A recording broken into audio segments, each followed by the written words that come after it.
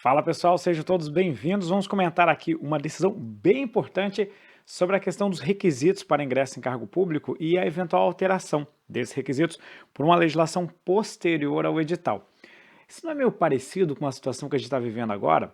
Não sei se você lembra, mas passou no Senado Federal há algumas semanas um projeto de lei que pretende exigir agora para o cargo de técnico, do Poder Judiciário Federal, passa a exigir a formação em nível superior. O problema é que essa lei foi editada após o edital de alguns concursos importantes, como, por exemplo, o TJDFT e também alguns concursos de TRTs. E esse julgado, apesar de não ser diretamente relacionado a esse tema, ele já vai nos ajudar a ter mais ou menos um entendimento do que pode acontecer caso essa lei seja efetivamente sancionada e promulgada, né? Inclusive, eu já gravei um vídeo sobre isso, inclusive fiz uma aula com a professora Nelma Fontana, e nós entendemos que esse projeto de lei ele tem um vício, né, quanto à iniciativa, porque ele tratou de um tema que dependeria de iniciativa do STF. Bom, de qualquer forma, o nosso julgado hoje aqui não é diretamente relacionado a esse tema, em que pese, como eu disse, pode nos ajudar a entender uma futura decisão no Poder Judiciário a respeito desse assunto. Olha só, o que o STJ decidiu? Isso aqui saiu no boletim informativo de ontem, né? No dia 13 saiu no informativo, e com o seguinte: a exigência dos requisitos previstos em edital para nomeação em cargo público não pode ser afastada por legislação posterior mais benéfica ao candidato. Olha, um pouco parecido, não é exatamente igual, mas tem alguma correlação com esse tema. Deixa eu colocar uma situação hipotética só para vocês entenderem o que eu estou falando. Imagina que a Maria foi aprovada no concurso público dentro das vagas fixadas no edital.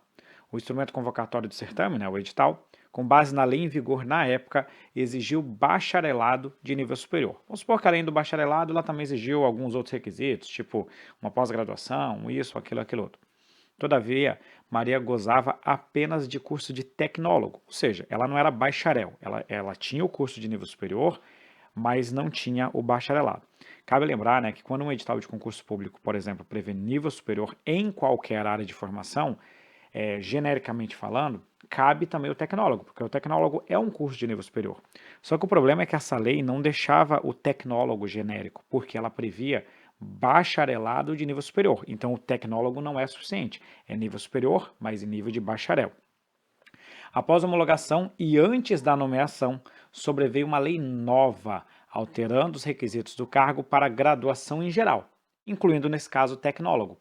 Ou seja, antes ela tinha que ser bacharel, ela não atendia os requisitos, agora basta nível técnico, e aí com isso, tecnólogo, melhor dizendo, e com isso ela atende aos requisitos fixados no edital. Essa legislação superveniente, mais benéfica para Maria, poderia beneficiá-la? A resposta é não, né? Por que não? Basicamente com base em dois princípios, apesar de eu ter colocado aqui em virtude do princípio da vinculação do edital e da isonomia. A lei nova não terá aplicação ao certame de Maria, mas somente aos futuros concursos públicos. Só fazendo um resumo aqui, trazendo para vocês aqui os dispositivos relacionados, nós sabemos que a Constituição Federal prevê no inciso 1 que os cargos, empregos e funções são acessíveis aos brasileiros que preencham os requisitos estabelecidos em lei. Trata-se do princípio da reserva legal. Para limitar o ingresso em cargo público, tem que ter previsão em lei. O inciso 2 também fala que a investidura do cargo depende de aprovação prévia em concurso público de provas ou de provas e títulos e que os requisitos serão estabelecidos, as regras do concurso público serão disciplinadas na forma da lei.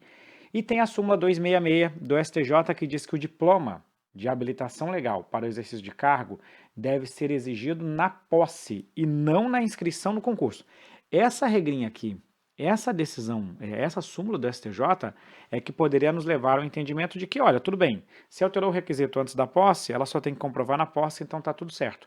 Mas não foi nessa linha que o STJ entendeu, tá? Como esse tema é muito importante, especialmente por ser relevante para o concurso público e também por ter correlação com o caso que nós estamos agora, eu vou ser um pouquinho mais cauteloso aqui no comentário, tá? Então, por isso, novamente, esse vídeo deve ficar um pouquinho mais longo, mas sempre lembrando, os meus vídeos de jurisprudência não são só para você responder questão de objetiva, mas sim para você elevar um degrau a mais na sua preparação, tá? Então, olha só, cinge-se a controvérsia em determinar se os requisitos legais exigidos do edital do concurso podem ser desconsiderados quando as exigências previstas em lei para ocupar o respectivo cargo são alteradas após a homologação do edital para beneficiar candidato que não cumpre as exigências previstas no edital. A gente tem que tomar um pouquinho de cuidado porque a própria decisão do STJ, às vezes ela é meio controversa, né? Seria após a homologação, ou o que seria? Homologação do edital seria diferente de homologação de concurso, do concurso? Enfim, eu vou explicar isso aqui já já para vocês, tá? Então, o que foi que aconteceu? Como eu já expliquei antes, foi realizado um concurso público. Esse concurso público exigia bacharelado superior em curso de nível devidamente complementado com especialização em administração ou gestão pública. Depois sobreveio uma lei estadual que reestruturou a carreira, modificou a nomenclatura do cargo e também alterou os requisitos mínimos, passando a exigir meramente uma graduação em geral, suplementada por curso de especialização com duração mínima de 360 horas, reconhecido pelo MEC. Né? O relator ele entendia que tudo bem, a lei posterior poderia alterar os requisitos para o ingresso no cargo, mas houve um voto vista e esse voto vista foi o voto que prevaleceu. Primeiro, a ministra ela disse o seguinte, a súmula 266, ela não está tratando exatamente desse caso.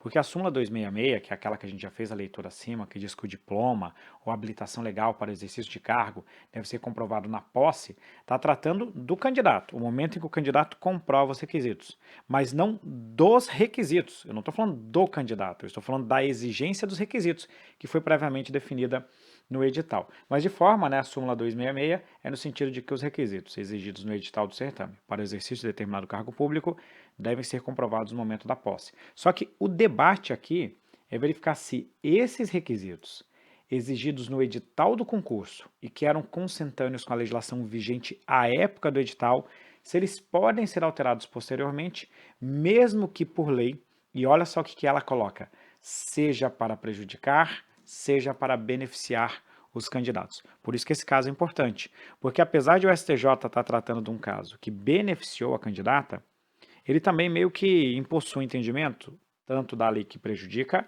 como da lei que beneficia o candidato. Aí ela fala para a gente o seguinte, a administração, ao publicar o edital, baseado em lei vigente na época para a seleção de candidatos, anuncia a exigência de vagas e estabelece todos os requisitos para a realização do concurso público. E aí o que ela fala? A entrada em vigor de nova legislação em momento posterior ao edital do concurso e à homologação do concurso não pode ter aplicabilidade ao concurso já realizado e homologado, seja para prejudicar, seja para beneficiar o candidato, em face da isonomia entre os participantes. Só podendo a novel legislação ser aplicada aos concursos abertos após a sua vigência. Consegue perceber que ainda não está muito bem definido qual que é o ponto? A gente já sabe o seguinte, a lei posterior não vai valer para aquele concurso público. Mas a nossa dúvida é o seguinte, qual é posterior ao quê? Ao edital ou à homologação do concurso público? Consegue perceber que às vezes está meio contraditório, meio truncado. Lendo o voto, e aqui a gente foi no voto da ministra, nós percebemos que ela quer se referir à publicação do edital do concurso, porque olha só o que ela coloca para a gente, né? Eu vou colocar alguns trechos que ela citou. O princípio da vinculação ao instrumento convocatório impõe o respeito às regras previamente estipuladas, as quais não podem ser modificadas com certame já em andamento. Então, aquela ela está falando do andamento do concurso, não pode alterar. Aí ela cita também a jurisprudência do STJ, também tem proclamado que é possível a estipulação de critérios limitativos da participação em concurso, conforme a natureza da atividade, desde que esses estejam previstos em lei e no edital, sendo certo que a superveniência de lei que modifique tais critérios não pode ser aplicada aos concursos em andamento. E aí ela continua no final. A entrada da nova legislação, em 17 de abril, momento posterior ao edital do certame e à homologação do concurso, em 12 de junho, não pode ter aplicabilidade ao concurso já realizado e homologado, seja para prejudicar, seja para beneficiar o candidato.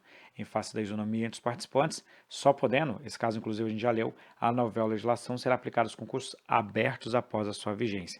E aí ela conclui, esse trecho aqui que está no informativo, mas saiu do voto dela, que o princípio da vinculação, são dois princípios, princípio da vinculação edital e princípio da isonomia entre os candidatos, não há como considerar preenchido, no caso, no momento da posse, o requisito da escolaridade com diploma de tecnólogo e não de bacharel, ao arrepio das normas editalícias e legais vigentes na data do edital do concurso, que ademais foram homologados antes da vigência da lei estadual que reestruturou a carreira. O que parece para a gente aqui? A relatora está dizendo o seguinte: você não pode alterar as regras do jogo depois que o edital já foi publicado. Ela fala da homologação mais para reforçar. Ó, esse concurso não só já teve edital, como ele já foi até mesmo homologado. E, portanto, você não poderia fazer a alteração. Professor, muita coisa, né? 10 minutinhos aí, dá para fazer um resumo para a gente? Então, eu faço um resumo, tá? Primeiro, quando você vai falar de requisitos para ingresso em cargo público, essa previsão ela depende de lei. E aqui eu falo de lei como ato primário. Você tem que ter lei propriamente dita. Inclusive, a STF e a STJ entendem que edital não é instrumento hábil para criar requisitos para ingresso em cargo público, seja a idade, seja a formação, escolaridade, etc. e tal. Essa previsão depende de lei. Obviamente que esses requisitos serão disciplinados no edital, que é a lei interna do concurso público, seu instrumento convocatório. Qual que é o momento da comprovação? O momento é na posse. Isso aqui pelo menos é a regra, tá? A súmula 266, desculpa, diz que o diploma de formação exigido para ingresso em cargo público é comprovado na posse. Então você até pode fazer um concurso público sem ter aquela formação, mas até a data da posse você tem que ter a escolaridade exigida. Então, lá no edital saiu um requisito X, você não atende esse requisito, fez o concurso, passou. Entre o concurso e a data da sua posse, você conseguiu concluir o seu curso e aí sim você pode tomar posse. Existem algumas exceções, especialmente naqueles concursos da área jurídica, tipo a prática jurídica para fins da magistratura, por exemplo, que são comprovados no momento da inscrição definitiva do concurso. Tem também questão aqui do requisito de idade máxima, que também é no momento da inscrição no concurso. São algumas exceções que a gente tem aqui na jurisprudência do STF e do STJ, mas a linha geral é comprovar na posse. E a alteração desses requisitos? Depende de lei, obviamente. Se está na lei o requisito originário, depende de uma lei para alterar os requisitos. Só que essa alteração não se aplica aos concursos em andamento, segundo a STJ, tanto em relação ao benefício quanto em relação a prejuízo, seja para reduzir os requisitos, beneficiando o candidato, seja ampliando os requisitos, prejudicando eventualmente esse candidato. E ela só vale para novos concursos, aparentemente, né, apesar de não estar absolutamente claro, aparentemente quando a gente fala de novos concursos, são novos editais de concursos públicos. Com isso, também dá para mais ou menos a gente começar a fazer uma previsão para o concurso do TJDFT e alguns TRTs que já tiveram edital, se aquele projeto de lei que saiu do Senado for efetivamente sancionado e promulgado, aplicando-se essa interpretação do STJ, caso seja prevalecente essa decisão, essa exigência de nível superior não terá validade para o concurso do TJDFT, TRT Rio Grande do Sul, TRT Paraná e outros que já tiveram, e teve mais edital essa semana, né? E outros que já tiveram edital publicado antes da data de vigência dessa lei. É uma boa notícia, né? Porque pelo menos a gente gera um pouquinho mais de segurança jurídica para quem já prestou essas provas. É óbvio que esse assunto ainda vai dar muito pano para manga, mas é por enquanto que a gente tem aí na decisão que saiu no informativo de ontem. Olha que bacana. E aí, o que você achou desse nosso vídeo, né? Não esqueça de deixar sempre aquele like, que é importante para a gente divulgar o nosso trabalho, e também de se inscrever aqui no nosso canal para você não perder os nossos próximos vídeos. Deixa um comentário o que você achou dessa decisão da STJ aqui abaixo. Pode mandar sempre uma mensagem para a gente. Um grande abraço e até a próxima. Tchau, tchau.